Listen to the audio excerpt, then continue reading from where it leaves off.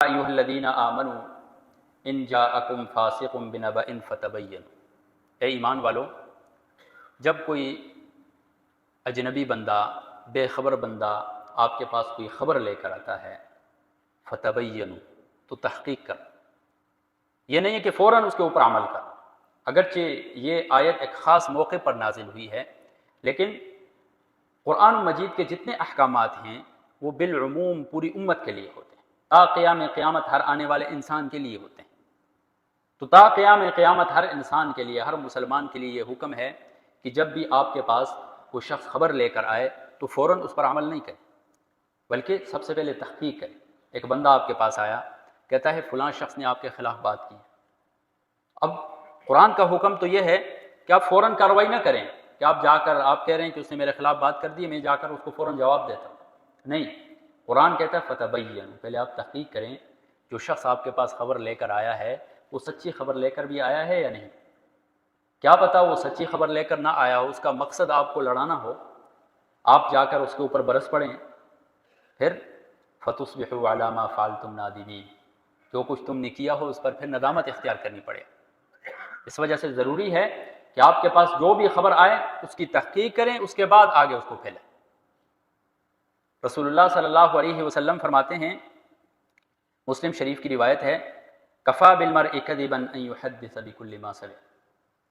एक शख्स के झूठा होने के लिए ये काफ़ी है कि वो जो बात सुनता है फ़ौरन आगे बयान कर देता है। उसकी तहक़ीक़ नहीं की, आया वो बात झूठी है सच्ची है, किस पैराए से आप तक पहुँचाई गई है, उनका मकसद क्या है पहुँचाने का, इन तमाम चीज़ों को सोचे बग़ैर आप जाकर दूसरे शख्स के ऊपर बरस पड़ते हैं या उस झूठी खबर को आगे फैला देते हैं। तो रसूलुल्लाह सल्लल्लाहु अलैहि वसल्लम फरमाते हैं, इंसान के झूठा होने के लिए ये काफ़ी है कि बात सुनी आगे फैला दी। इब्न माजा की रिवायत है कि अल मुमिनु कय्यिसुन फतिनुन, मोमिन जो है वो चालाक और समझदार होता है, वो जज्बाती नहीं होता है। किसी भी मामले में वो जज्बात से काम नहीं लेता है, बड़ी सोच समझ कर फिक्र करके उसमें आया उसके लिए फ़ायदा है नुकसान है, इन तमाम चीज़ों को देखता है, उसके बाद वो कदम उठाता है। एक मोमिन की शान ये है, मोमिन कभी भी जज्बाती नहीं होता। जज्बात में अक्सर जज्बात में उठाए हुए जो हमारे कदम होते हैं बाद में हम उनके ऊपर पशेमान होते हैं, हमें नदामत इख्तियार करनी पड़ती है बात। इस वजह से हमें चाहिए है, और आजकल की ज़िंदगी में तो सोशल मीडिया ने इस चीज़ को बहुत ही आसान कर दिया है। बग़ैर तहक़ीक़ के ख़बर जो है वो सिर्फ़ एक क्लिक की दूरी पर रह चुकी है। आपके सामने ख़बर आती है, आप उसे क्लिक कर देते हैं, आगे हज़ारों लोगों तक वो चली जाती है। आपने तहक़ीक़ नहीं की है वो सच्ची है वो झूठी है, और आप एक शामिल हो गए ऐसी खबर के फैलाने में जो झूठी हो। इस चीज़ में बिल्कुल उम्मत एहतियात नहीं कर रही है। छोटा बड़ा बूढ़ा बच्चा जो है बग़ैर तफरीक किए हम इस चीज़ के अंदर मुब्तला है। तो ज़रूरत इस अमर की है कि कुरान मजीद का ये हुक्म हमारी इस्लाह के लिए है। बाद में हमारे लिए बहुत से ऐसे उमूर होते हैं जिनमें हमारे लिए नुकसान होता है। अगर हम कुरान मजीद के ऊपर अमल करेंगे तो बाद में हमें नदामत नहीं होगी, बाद में हम पशेमान नहीं होंगे। मेरे भाई, इसी तरह सूरतुल हुजरात के अंदर एक ये हुक्म भी बयान किया गया है, एक ये अदब भी बयान किया गया है, व इन ताइफतानि मिनल मुमिनीन इक़्ततलू फ़अस्लिहू बैनहुमा। जब मुसलमानों की दो जमातें आपस में लड़ जाएं, फ़अस्लिहू बैनहुमा, उनके दरमियान सुलह करें।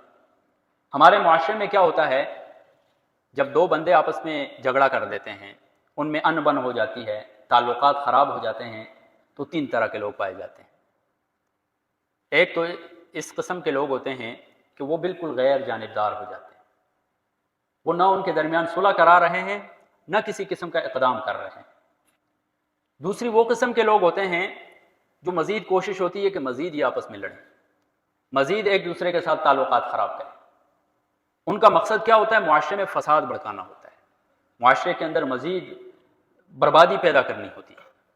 और तीसरे वो किस्म के लोग होते हैं कि आपस में अगर दो मोमिन भाई लड़ गए, उनके ताल्लुकात ख़राब हो गए, तो उनकी कोशिश होती है कि किसी तरह मैं इन दो मोमिन भाइयों को आपस में जोड़ दूँ, और यही अफजल तरीन शख्स। और जो शख्स ये कहता है, ये कहकर अपने आप को जानिबदार कर देता है, तो उसके ऊपर से बोझ नहीं हट रहा है इस चीज़ का।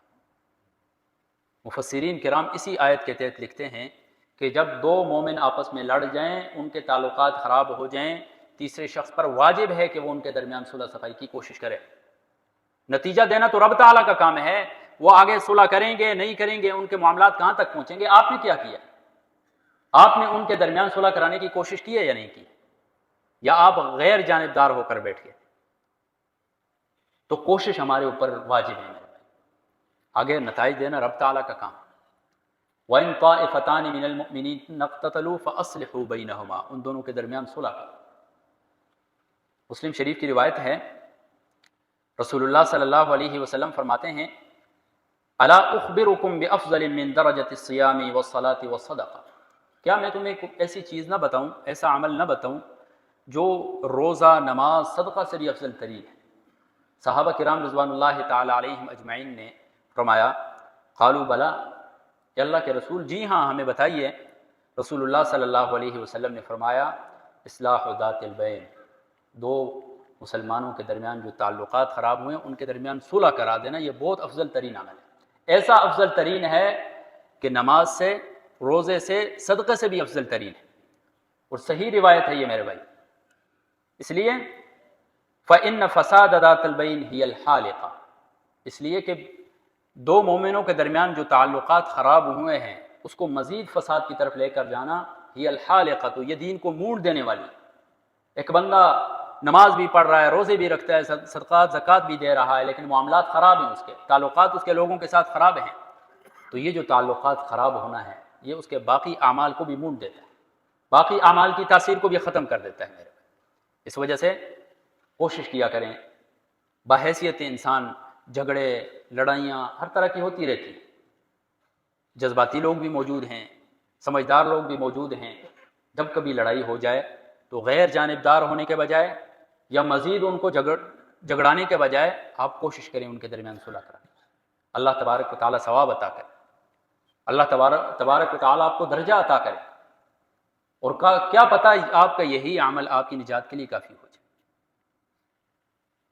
تو میرے بھائیو، دوستو، بزرگوں، سورۃ الحجرات کے اندر یہ جو رب تعالیٰ نے ہمارے لیے آداب بیان کیے ہیں، ان میں ہمارے لیے فائدہ ہے، سراسر فائدہ ہے میرے بھائیو۔